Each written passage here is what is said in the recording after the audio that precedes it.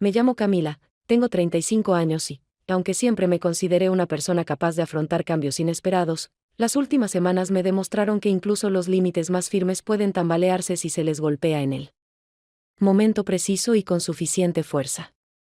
Hasta hace poco vivía en Valencia, trabajaba en la oficina de una empresa de tamaño medio, realizando un trabajo que no era el de mis sueños, pero que me daba estabilidad, y pasaba las tardes con él. Hombre al que conocía desde hacía 6 años, con quien compartía no solo el día a día, sino también una visión común del futuro. Todo cambió en un solo día.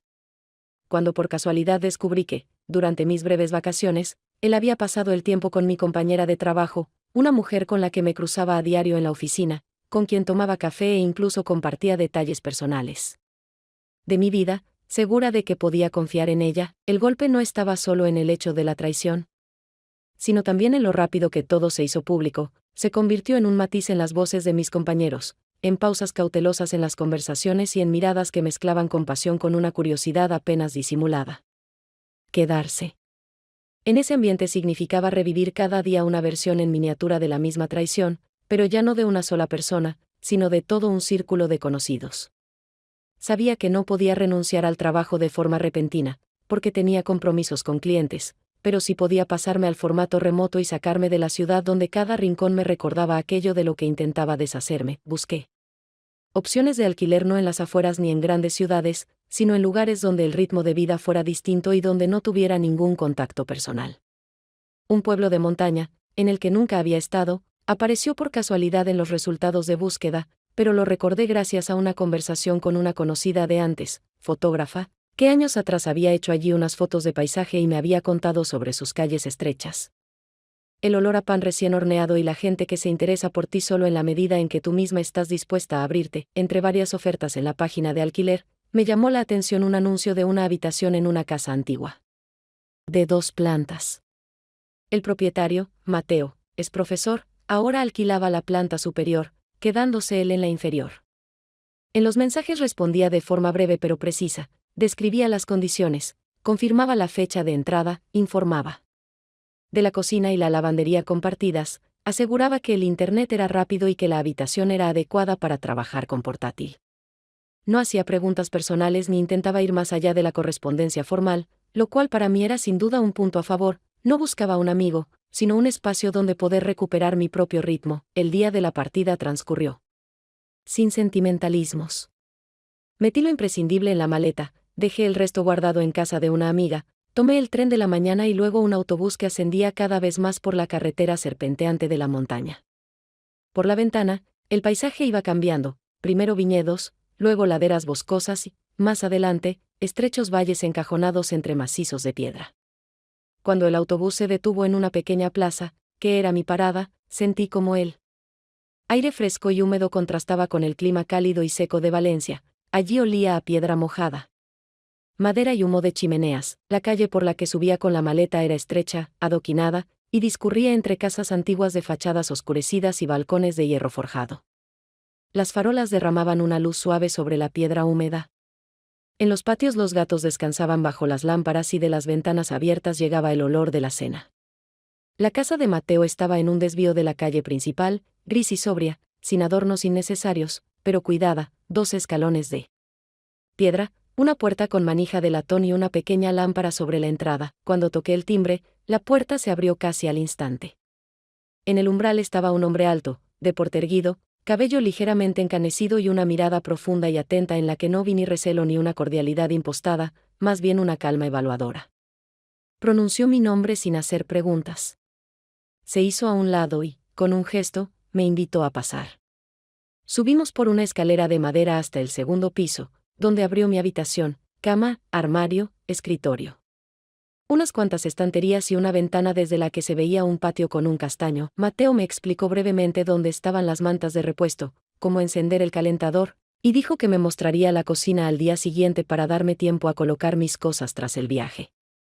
Cuando se fue, me senté en el borde de la cama, sentí el calor constante del radiador y comprendí que, por primera vez en mucho tiempo, estaba en un lugar donde nadie me miraba como parte de una historia ajena. A la noche siguiente, cuando Ya me había acostumbrado un poco a la nueva habitación y había colocado mis cosas de manera que el espacio dejara de parecer un refugio temporal y empezara a tener al menos un mínimo orden que me permitiera percibirlo como mío. Escuché en el pasillo un golpe claro pero no insistente en la puerta.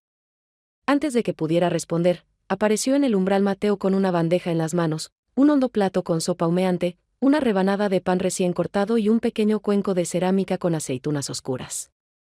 Dijo que había pensado que quizá aún no había tenido tiempo de instalarme del todo ni de comprar provisiones, y que después de un viaje era bueno tener algo caliente y sencillo.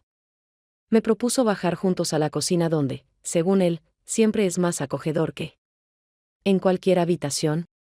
La cocina resultó ser grande, con una mesa de madera en el centro, varias sillas, estantes llenos de tarros con cereales y especias, y una cocina vieja que todavía desprendía calor tras la preparación de la cena.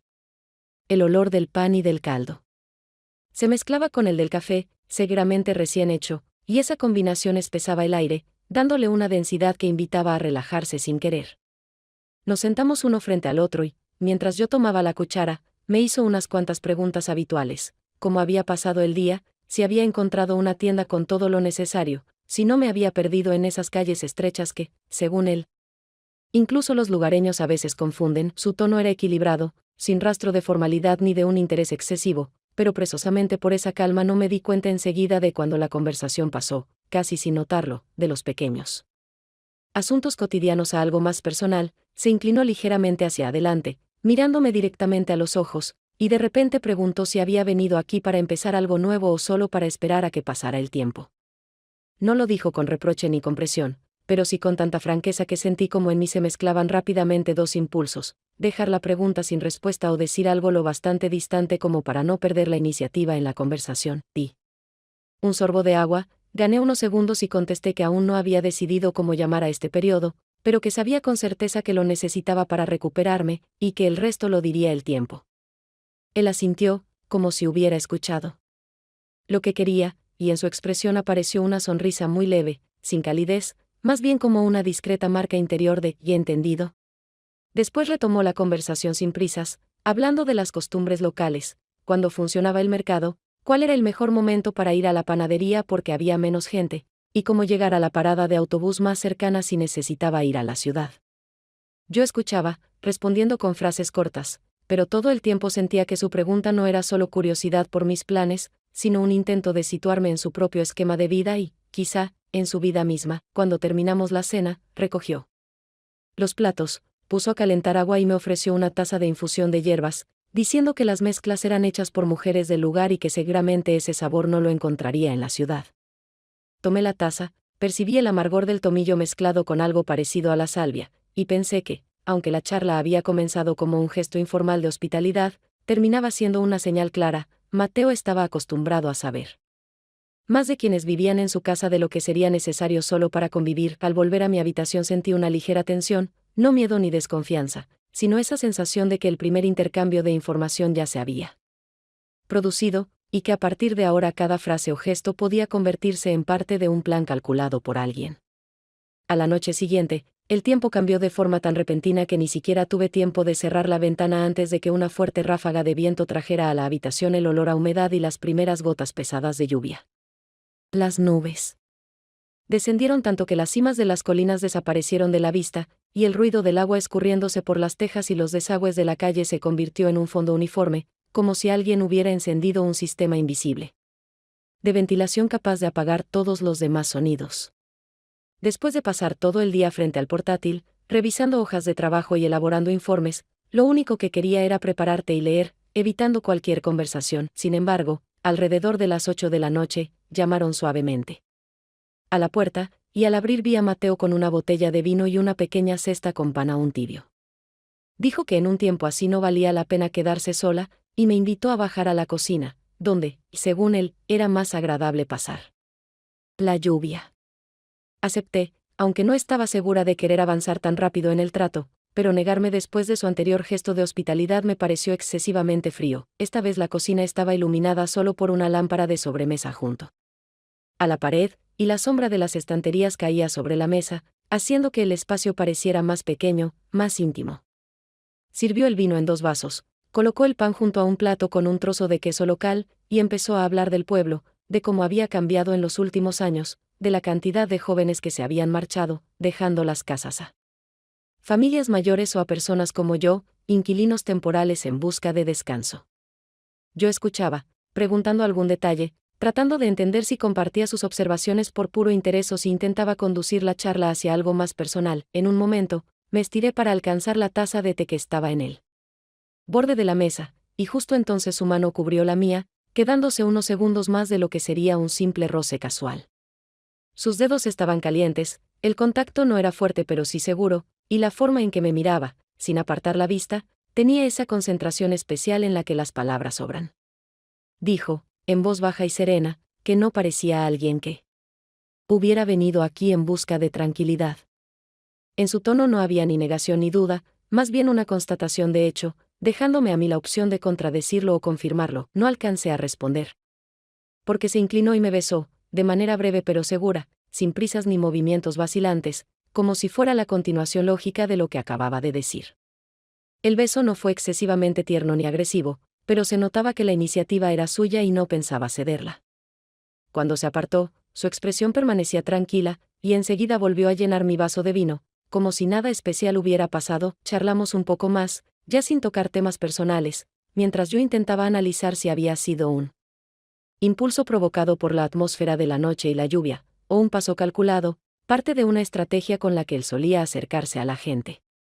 Al subir de nuevo a mi habitación, me di cuenta de que, independientemente de la respuesta a esa pregunta, el hecho ya estaba ahí, y desde ese momento nuestras conversaciones y gestos tendrían un trasfondo diferente, imposible de ignorar. Al día siguiente decidí salir al patio para dar un pequeño paseo después de varias horas de trabajo frente al portátil, y fue allí donde vi a una joven que, con un bolso pequeño en la mano, observaba la casa como si ya supiera bien dónde estaba cada cosa.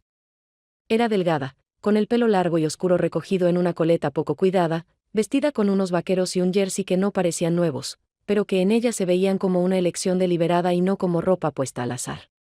Nuestras miradas se cruzaron, y fue ella quien me saludó primero, con una seguridad libre de la cautela que suele haber entre desconocidos. Pocos minutos después, Mateo apareció en el patio. El tono con el que pronunció el nombre de la mujer, Laura, tenía calidez, con esa entonación que revela una relación de larga data. Me dijo que era una amiga de la familia, que venía por unos días, y añadió que se alojaría en una habitación libre del segundo piso, justo al otro lado del pasillo de la mía. Laura sonrió como si aquella información solo me concerniera de manera formal, y sin dar más explicaciones entró en la casa, llevando su bolso con una ligereza y seguridad que dejaban claro que no era su primera vez allí. Por la noche, cuando bajé a la cocina a prepararme un té, escuché risas desde la habitación de al lado, rápidas, despreocupadas, con esas inflexiones que solo aparecen entre personas que se conocen desde hace tiempo. Reconocí la voz de Mateo y entendí que hablaban sin pausas, como si retomaran una conversación interrumpida hace mucho. Cuando entré, Laura estaba sentada a la mesa y él contaba algo, gesticulando con una mano, y ambos tenían el aspecto de haber pasado juntos todo el día, aunque, que yo supiera, ella había llegado solo por la mañana. No me quedé mucho rato. Pero al regresar a mi habitación sentí como una ligera incomodidad se había instalado casi sin darme cuenta, mezclada con cierta curiosidad.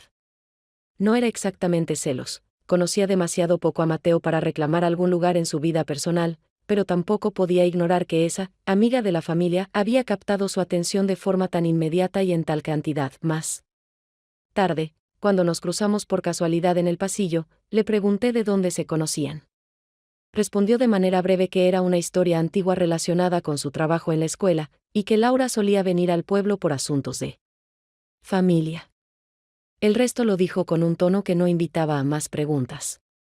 Sus ojos seguían tranquilos, pero en su manera de colocarse para hablar había algo que recordaba a una reducción consciente de la distancia. No se apartó, obligándome a pasar tan cerca que pude percibir el leve aroma de su perfume. Esa noche, acostada, pensé largo rato si no habría comenzado ya ese momento en el que las reglas que, tácitamente, habíamos establecido en los primeros días empezarían a cambiar sin que yo lo supiera. En mi mente quedaba la imagen de su conversación ligera en la cocina, las risas imposibles de reproducir ante extraños y la seguridad con la que Laura se movía por esa casa desde el primer minuto. Al día siguiente trabajaba en mi habitación. intentando concentrarme en una tarea que debía entregar por la tarde, cuando desde abajo escuché el característico golpeteo de una herramienta contra la madera. Al principio no le di importancia, pensando que algún vecino estaba reparando un mueble, pero luego me di cuenta de que el sonido venía del otro extremo del pasillo, de la habitación que Mateo había asignado a Laura, cuando salí para dejar mi taza de té en la cocina. Lo vi, estaba inclinado, reparando algo en la puerta de un armario, mientras Laura, sentada cerca en una silla, sostenía una taza de café y seguía con atención cada uno de sus movimientos.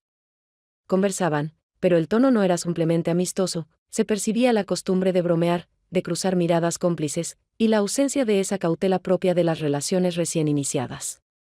Él dijo algo y ella soltó una carcajada, inclinándose hacia adelante como si por un momento olvidara que alguien más podía estar allí. Me detuve en el pasillo, observándolos, y ese instante duró lo suficiente para que él levantara la cabeza y se cruzara con mi mirada.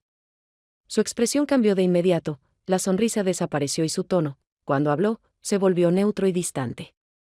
Dejó la herramienta sobre el borde del armario, se acercó a mí y preguntó si todo estaba bien con mi portátil, porque había oído que hacía ruido. Respondí que no había notado nada especial, pero él insistió en que sería mejor revisarlo y propuso hacerlo por la noche. En su ofrecimiento había algo de atención ostentosa, y al mismo tiempo sentí que el momento no era casual, parecía querer desviar el foco hacia mí.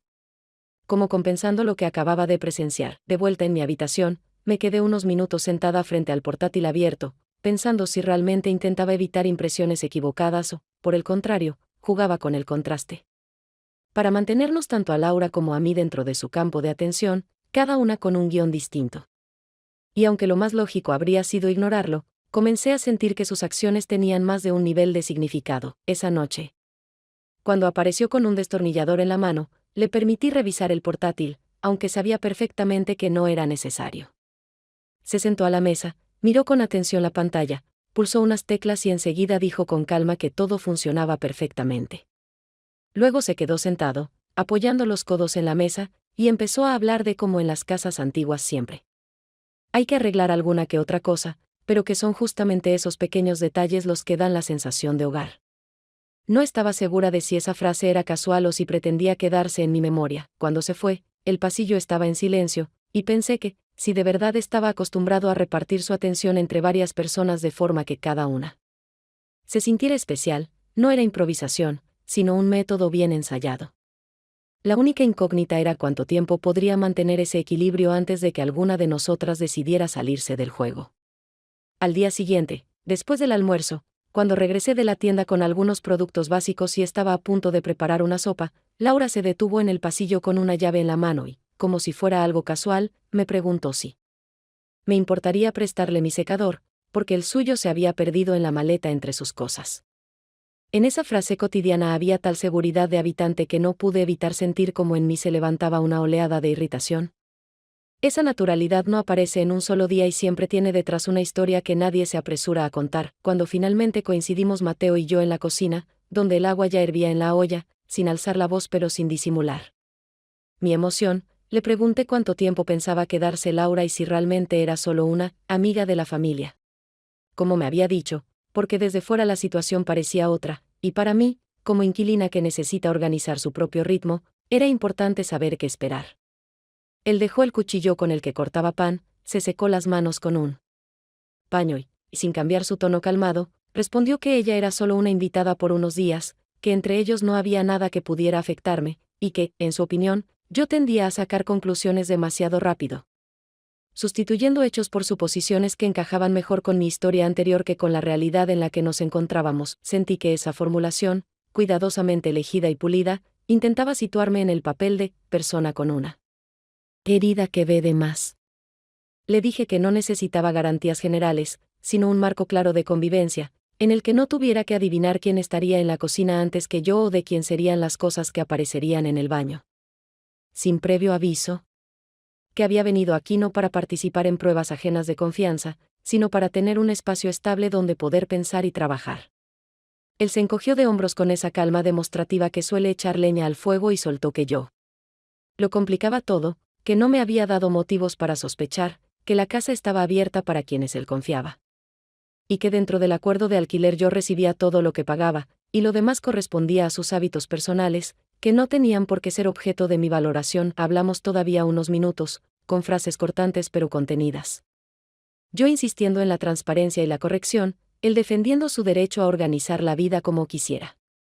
Luego apagué la cocina, dije que continuaríamos la conversación por la noche, cuando bajaran las emociones, y cerré la puerta de mi habitación intentando recuperar el control de mi respiración y de unos pensamientos que se dispersaban como botones caídos de un hilo roto. Por la noche, cuando fuera lloviznaba de nuevo y la casa estaba envuelta en esa humedad fresca tan típica del lugar, llamó suavemente a la puerta y, sin esperar mucho, entró con 2 tazas de café fuerte que, según dijo, siempre preparaba después de un día difícil para ordenar las ideas. Se sentó cerca, no demasiado, pero lo suficiente para que su presencia se sintiera con claridad. Dijo que no le gustaban los conflictos que se alargan sin sentido, que respetaba mi derecho a la claridad y a los límites, pero que también quería que tuviera en cuenta un hecho simple: en esa casa, él marcaba el ritmo, y si a alguien le costaba seguirlo, era mejor hablarlo abiertamente, sin esconder el descontento en indirectas capaces de arruinar la convivencia más rápido que una discusión franca. Yo estaba a punto de responderle que presosamente estábamos hablando con franqueza, cuando, inclinándose un poco, atrapó mi mirada y, sin alzar la voz, pronunció una frase que me provocó a la vez enojo y un calor no deseado. Me dijo que le gustaba que yo fuera así, que luchara por lo que consideraba correcto, porque en esa tensión no se veía solo la herida del pasado, sino también un carácter que no entregaba el control al primer giro del destino. Le contesté que no luchaba por ser importante para él, sino por no volver a estar en una situación donde las reglas cambian sin aviso. Él, casi sin apartar la vista, dijo que no había reglas ocultas, que solo existía su manera de ser honesto consigo mismo y con quienes le rodeaban, y que, si me quedaba, al menos coincidíamos en que las palabras tenían valor y que los límites acordados no se ignoraban. Me tendió la taza, rozando mis dedos lo justo para que el contacto pudiera parecer casual, pero rehusarlo hubiera sido demasiado formal. Sentí como la tensión que hacía una hora se sostenía en la oposición de posturas pasaba a otro estado, uno en el que cada uno veía en el otro no una debilidad, sino un punto del que aferrarse para pactar y, al mismo tiempo, mantener el control de la situación. Cuando se inclinó y me besó, no con brusquedad ni prisa, sino como poniendo su firma bajo lo acordado, entendí que nuestro conflicto no había terminado en un compromiso puro, sino en esa versión de reconciliación, en la que él conservaba la iniciativa y yo el derecho a vigilar que los acuerdos se cumplieran. Y que esa frágil forma de equilibrio era, por ahora, la única posible. Acordamos cosas prácticas: que Laura se iría en unos días, que me avisaría si alguien más se alojaba en la casa, que las zonas comunes seguirían siendo neutrales, y que cualquier iniciativa capaz de alterar la sensación de privacidad la discutiríamos antes de llevarla a cabo. Esa lista me dio más tranquilidad que cualquier promesa bonita que suele desvanecerse rápido. Cuando se fue, dejando la taza vacía sobre la mesa y el eco de su frase sobre que le gustaba mi forma de resistir, comprendí que había aceptado un juego de palabras claras y entonaciones ambiguas, donde cada paso habría que verificarlo con cuidado. Y que así, sin excesos teatrales, se veía una reconciliación en sus términos, de los que por ahora no quería apartarme. Unos días después de nuestra conversación, fui a la ciudad vecina para recoger un pedido en una tienda de electrónica. Y, de paso, pasear por el centro, que siempre me había parecido más vivo y ordenado que nuestro pequeño pueblo de montaña. El día estaba fresco pero soleado, así que decidí almorzar en uno de los pequeños restaurantes donde ya había estado antes. Me acomodé junto a la ventana, pedí pasta y café, y saqué el teléfono para revisar algunos mensajes de trabajo. Entonces mi mirada se detuvo, sin querer, en una figura familiar a 2 mesas de la mía. Mateo estaba sentado de espaldas a la calle, frente a él una mujer de aproximadamente su edad, con el pelo oscuro cortado de forma prolija y movimientos tranquilos y seguros.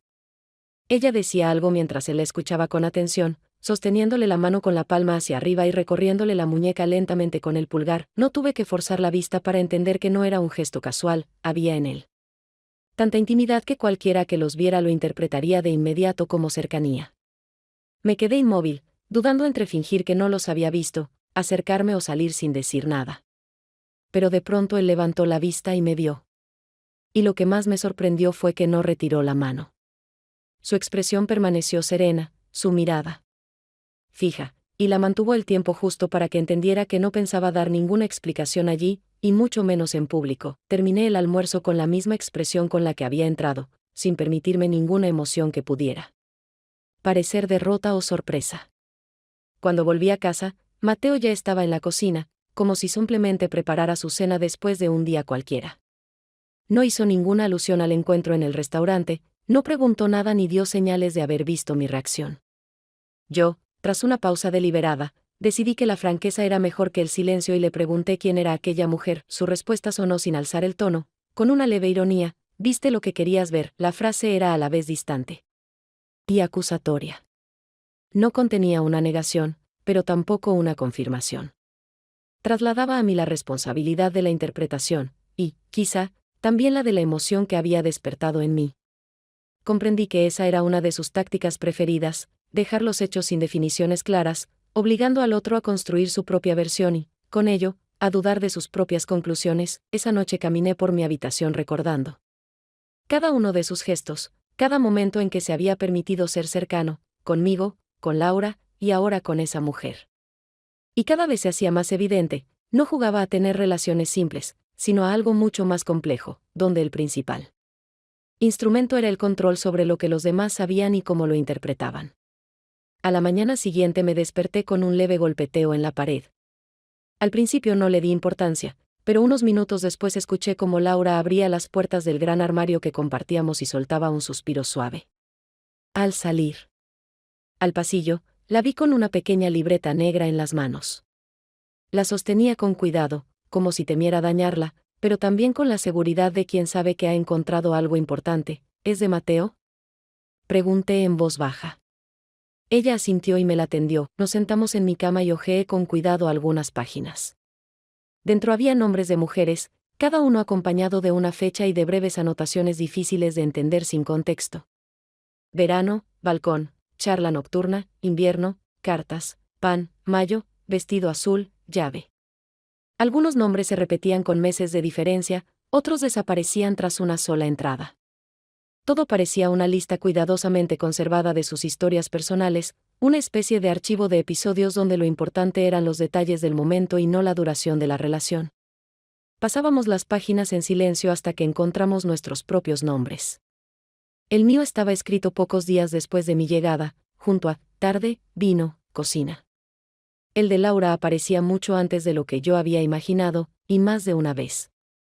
Ella miró esas líneas largo rato y luego dijo: «Lleva varias historias a la vez. Solo muestra a cada persona partes distintas de sí mismo». Su voz no sonaba ofendida, sino con un análisis frío, como quien describe un proceso de trabajo que hay que estudiar para saber cómo actuar después. Quise decir que aquello era motivo suficiente para preguntarle directamente, pero sentí dentro de mí dos impulsos opuestos: desenmascararlo de inmediato y, al mismo tiempo, comprobar si podía seguir manteniendo su atención sabiendo que no me pertenecía por completo. Era casi como una competencia en la que la victoria no se medía en palabras, sino en quien aguantaba más tiempo dentro del juego. Incluso sabiendo que las reglas eran injustas, volvimos a dejar la libreta en la misma posición en que estaba. Ninguna de las dos sugirió decirle a Mateo lo que habíamos encontrado. En cambio, se instaló entre nosotras una extraña comprensión silenciosa. A partir de ese momento, cada una actuaría a su manera para ganarse su favor, aunque para ello hubiera que fingir indiferencia o recalcar la propia independencia.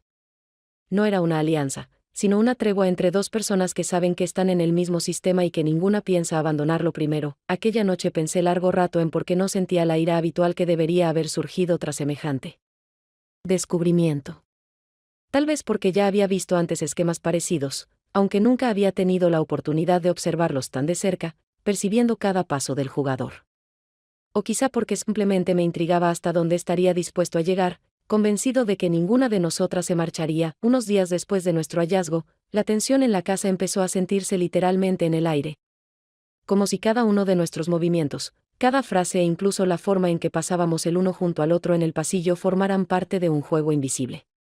Laura ya no se reía tan abiertamente en su presencia, pero tampoco lo evitaba. Más bien intentaba captar los momentos en que la miraba y dejar en esa mirada algo que pudiera perdurar después de que ella saliera de la habitación. Yo, en cambio, elegí otra táctica: no buscar su atención, pero tampoco rechazarla. Cuando él mismo se acercaba, aquella noche todo empezó con una nimiedad. Volvía de la tienda con varias bolsas de comida y lo vi de pie junto a la puerta de la cocina con el teléfono en la mano. Me molestó que, al verme, guardara el teléfono en el bolsillo demasiado rápido para que fuera una simple casualidad. Le pregunté si esperaba a alguien, y en sus ojos apareció una expresión que empezaba a reconocer, una mezcla de irritación y entusiasmo, como la de alguien que percibe un desafío y está dispuesto a aceptarlo. Discutimos en el pasillo, con voces que poco a poco se volvían más duras y palabras cada vez más personales. Le dije que jugaba con la atención de las mujeres como si fuera su manera de mantener el interés en la vida. Él respondió que exageraba y que debería concentrarme en mí misma y no en con quién y cómo pasaba él su tiempo. Mi comentario sobre Laura lo sacó de su equilibrio, se acercó más, casi hasta rozarme, y me empujó contra la pared. No con agresividad, sino con esa seguridad que no necesita alzar la voz para dejar claro quién controla la situación. Oh. Me aceptas con todo, o te vas ahora, dijo en voz baja, pero de tal forma que, en ese silencio entre nosotros, cada palabra sonaba nítida.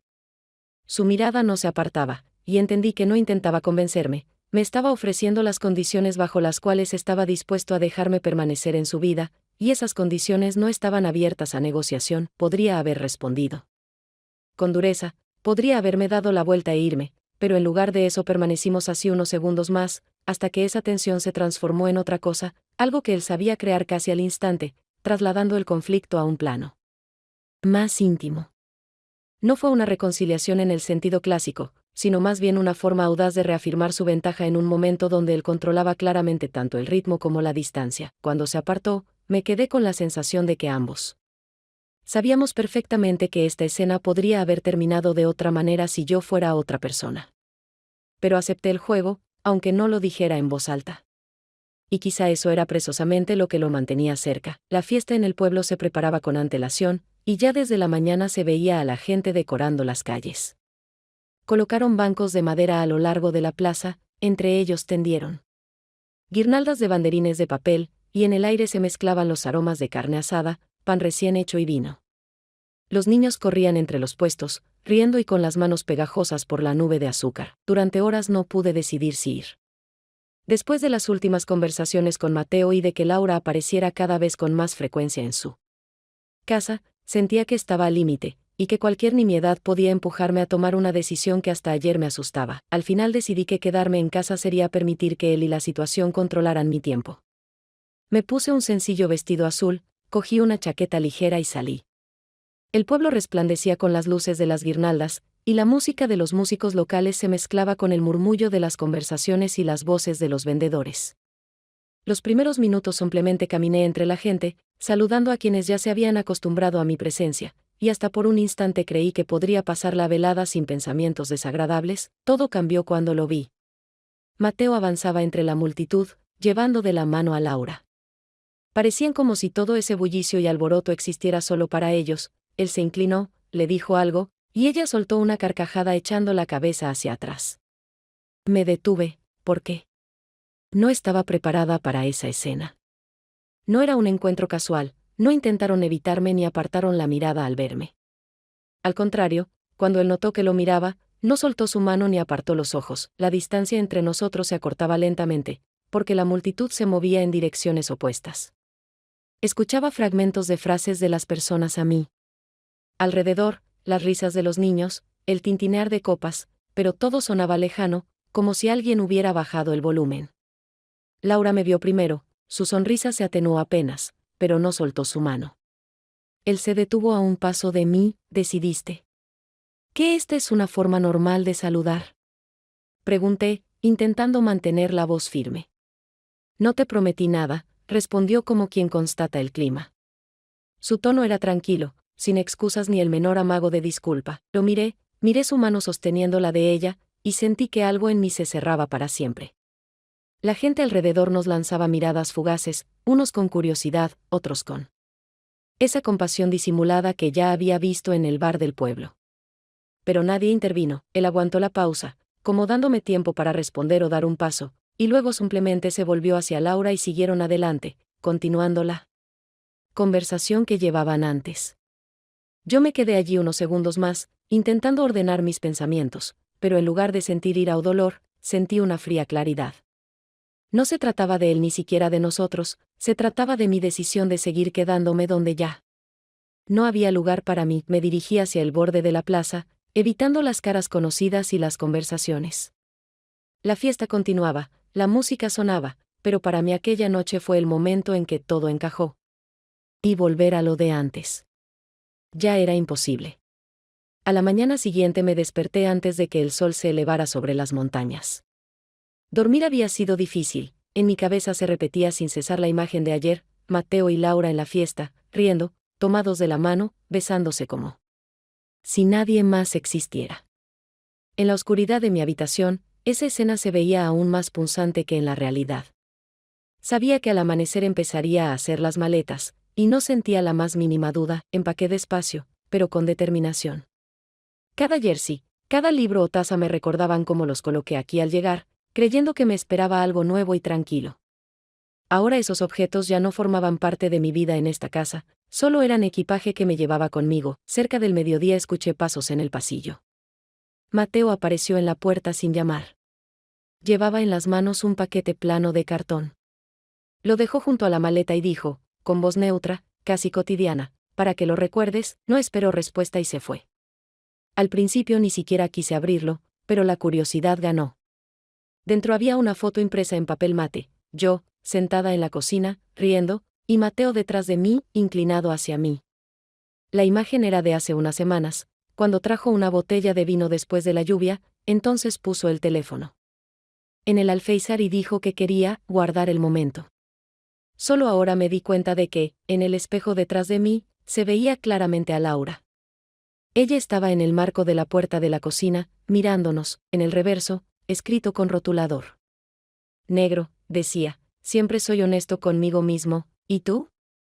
Sostuve la foto largo rato, sintiendo que no era casual, él había elegido precisamente ese instante, en el que estábamos los tres, y me lo entregaba no como un gesto sentimental, sino como una especie de firma al pie de toda nuestra historia. Volví a guardar la foto en el paquete y seguí haciendo las maletas. Al caer la tarde, las valijas estaban junto a la puerta. Lo vi un par de veces en el patio, arreglaba algo, hablaba con el vecino, y no intentó dirigirme la palabra. Fue la confirmación más clara, él ya me había soltado por dentro mucho. Antes de que yo decidiera irme, cuando el sol empezó a ocultarse tras la cordillera, saqué las maletas por la puerta. Dejé la llave sobre la mesa de la cocina. Recorrí por última vez el pasillo vacío, ya no me parecía un lugar al que quisiera volver, el portón se cerró detrás de mí y ni siquiera miré hacia atrás. Delante estaba el camino hacia la ciudad. Y esta vez significaba una sola cosa, el final de todo lo que había permitido que me hicieran aquí. El autobús que iba hacia la ciudad llegó con retraso, y eso me dio unos minutos más para quedarme en la pequeña estación mirando cómo la luz del atardecer cambiaba poco a poco el color de las montañas. Estaba sentada en un banco, con la maleta al lado, y por primera vez en mucho tiempo no tenía el teléfono en la mano para revisar mensajes ni esperar la reacción de nadie.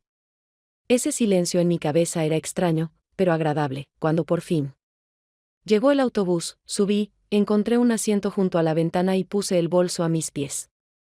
El conductor cerró la puerta y emprendimos el camino estrecho que descendía serpenteando. Por la ventanilla pasaban las casas conocidas que veía cada día, pero esta vez me parecían decorados que ya no tenían ninguna relación conmigo. Frente a una cafetería distinguí una silueta familiar, alguien que se parecía a Mateo, hablando con dos hombres. No intenté fijarme, aparté la mirada, porque ya no cambiaba nada, el camino desde las montañas era largo y sinuoso, y cuanto más avanzábamos, más sentía cómo se iba aflojando la tensión de los últimos meses. Con cada kilómetro desaparecía esa constante disposición interna al conflicto, a dar explicaciones, a luchar por un lugar a su lado. Ya no trataba de analizar por qué él actuaba de una forma y no de otra, ni qué habría pasado si yo hubiera hecho algo distinto. Era inútil. En una de las paradas subió una mujer mayor con una cesta de fruta, y el olor fresco se esparció rápidamente por el pasillo estrecho. Se sentó frente a mí y, al notar mi mirada perdida, me tendió una manzana, como diciendo, tómala. La acepté, le di las gracias, y ese pequeño gesto me pareció significativo. Tal vez porque era simple y sin condiciones ocultas, la ciudad me recibió con ruido y luces de escaparates. Bajé en la plaza central, donde la gente se apresuraba con sus asuntos, y entendí que en esa multitud yo era solo una más. Y eso estaba bien. Allí nadie sabía con quién había vivido, qué había visto, de qué había discutido o por qué había huido. Pedí un café en un pequeño bar junto a la estación y me senté junto a la ventana. En el bolsillo del abrigo, mis dedos encontraron la fotografía que no había dejado en la casa. La saqué, la miré una vez más y la dejé sobre la mesa. Al lado había una papelera, y esta vez no sentí ninguna duda. La foto cayó dentro y ni siquiera intenté mirar atrás o comprobar si alguien me observaba. Mañana tendría que encontrar un nuevo lugar donde vivir, tal vez temporal, pero ya sin reglas ni exigencias ajenas. No sabía cuánto tiempo me llevaría alejarme del todo de lo que había pasado, pero ahora ya no me parecía una tarea imposible. Por primera vez en muchos meses sentí que mi vida me pertenecía, y que el camino que tomaba ahora no era una huida, sino una elección.